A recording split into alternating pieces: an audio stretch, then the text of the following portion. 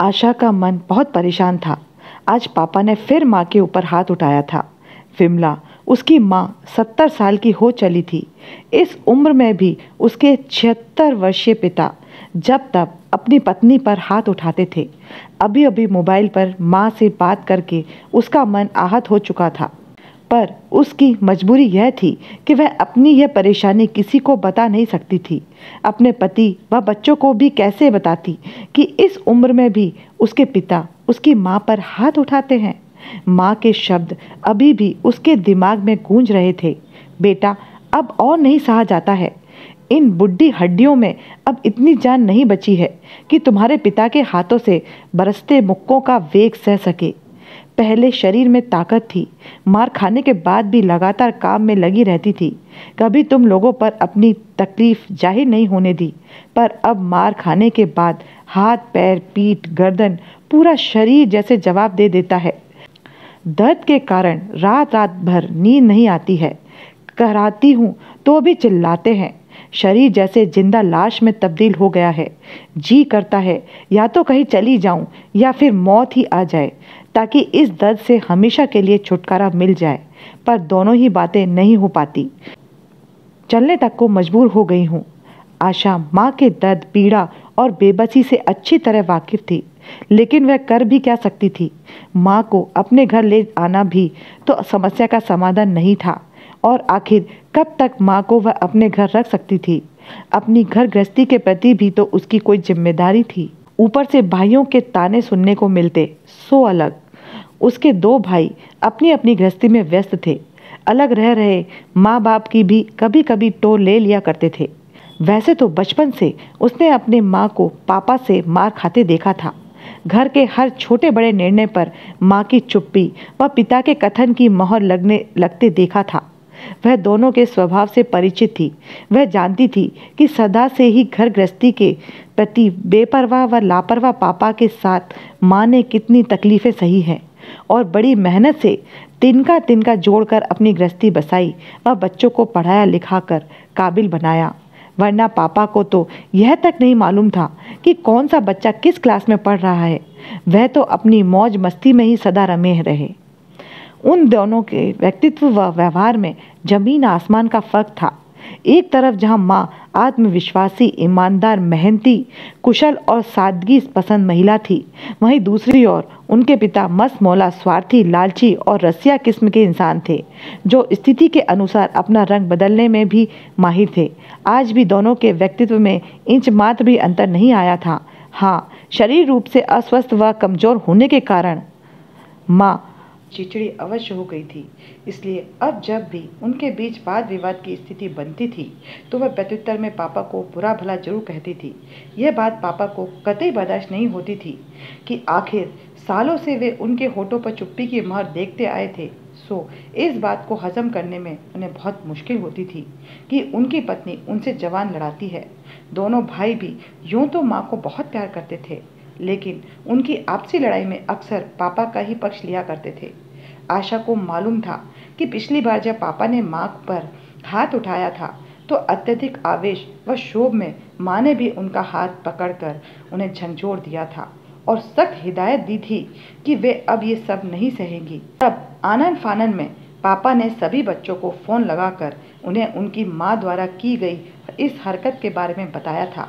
तब छोटे भाई ने घर पहुंचकर माँ को खूब लताड़ा लगाई थी और यह तक कह दिया था कि आपकी बहू आपसे 100 गुना अच्छी है, जो अपने पति से इस तरह का व्यवहार तो नहीं करती है।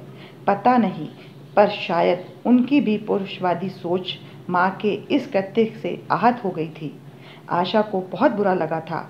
आखिर इन मर्दों को यह क्यों नहीं समझ में आता कि औरत भी हाड़ मांस से बनी एक इंसान है।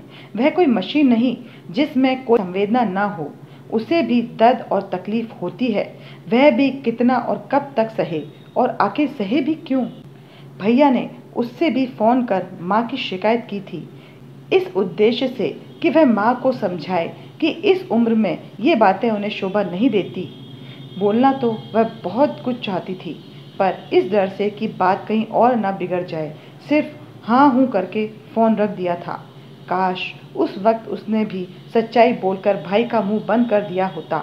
कि भैया, माँ से तो आपकी पत्नी की तुलना हो भी नहीं सकती है, क्योंकि ना ही वे भाभी जैसे झूठ बोलने में यकीन रखती हैं और ना अपना आत्मसम्मान कहीं गिरवी रख सकती हैं। उन्होंने तो सदा सिर्फ अपनी जिम्मेदारियां ही निभाई हैं, बिना अपने अधिकारों की परवाह किए। पर आपकी पत्नी तो हमेशा से ही मस्त व बिंदास रही है। जब जब आपने उनकी मर्जी के खिलाफ कोई भी काम किया है, तब तब उन्होंने क्या क्या तांडव किए हैं, क्या आपको याद नहीं है? और अब जबकि आप उनकी जी हजूरी में हमेशा ही लगे रहते हैं, तो वे आपका विरोध करेगी भी क्यों? भाभी की याद करते करते आशा के मुंह में जैसे कड़वाहट सी घुल गई। विचारों के भंवर में इसी तरह गोते लगाती हुई आशा की तरंदा दरवाजे की घंटे की आवाज़ से टूट गई। घड़ी की ओर निगाहें घुमाकर वह मन ही मन बुदबुदा उठी। अब कैसे होगा काम? बच्चे आ गए, आज उसका सारा काम पड़ा हुआ है। भारी मन से उठते हुए उसने दरवाज़ा खोला तो चहकते हुए दोनों बच्चों ने घर में प्रवेश किया। मम्मा, पता है आज ड्राइंग टीचर को मेरी ड्राइंग बहुत अच्छी लगी। पूरी क्लास ने मेरे लिए क्लैप किया। टीचर ने मुझे 2 स्टार भी दिए हैं। देखो, नन्ही परी ने माँ को अपनी ड्राइंग शीट देते हुए कहा। ओहो, मेरी रानी बिटिया तो बड़ी होशियार है। I am proud of you. कहते हुए उसने नन्ही परी को गले लगा लिया। परी अभी 7 साल की ही थी। वह दूसरी कक्षा में पढ़ती थी। उससे बड़ा सौरभ था, 7वीं कक्षा में पढ़ता था। मम्मा, बहुत भूख लगी है, मेरे लिए पहले खाना लगा दो प्लीज़, सौरभ ने अपने बैग रखते हुए कहा। ओके बच्चों, आप फ्रेश होकर आओ, तब तक मैं जल्दी से आपके लिए खाना परोसती हूँ, कहकर आशा किचन की तरफ चल दी।